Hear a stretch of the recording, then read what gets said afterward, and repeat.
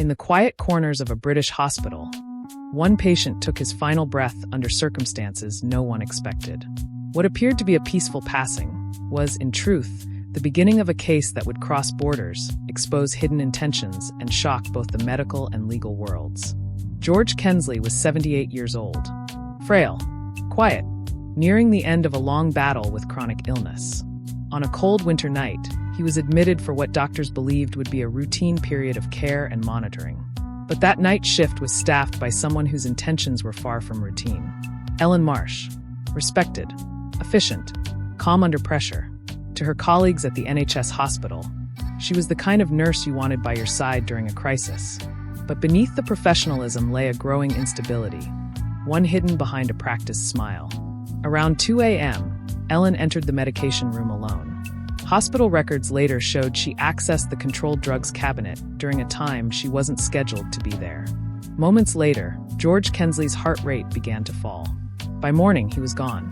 Staff believed his passing to be natural, until the numbers stopped adding up. Word spread quickly. One nurse, Lisa Harrington, noticed Ellen behaving strangely, detached, defensive, avoiding questions about her shift. And then came the missing medication.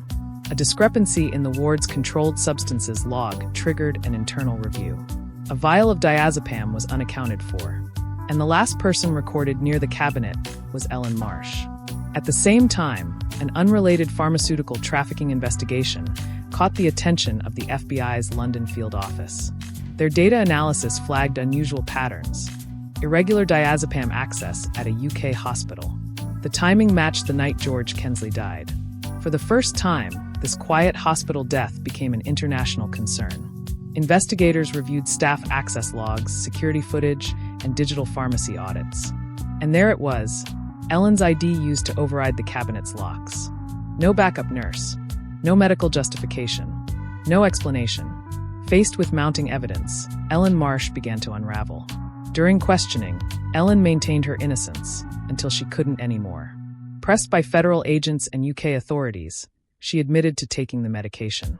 She claimed it was mercy, that George was suffering, that she wanted to end his pain. But investigators saw something very different: a deliberate overdose, a violation of trust, a crime masked as compassion. The trial drew national attention. Prosecutors described Ellen as a nurse who used her position to commit an irreversible act. They argued she took justice and life into her own hands. The evidence was overwhelming. Access logs, missing medication, her own words. The verdict: guilty of unlawful killing and gross professional misconduct. Ellen Marsh was sentenced to life in prison. With Ellen imprisoned, the hospital implemented new safeguards, tighter access restrictions, enhanced audits, mandatory two-person verification for controlled medications. But for George Kensley's family, those changes came too late. A hospital is meant to be a place of healing, a refuge, a sanctuary. But when the wrong person steps into a position of trust, even the safest places can become dangerous. Ellen Marsh broke her oath, her duty, and ultimately a life.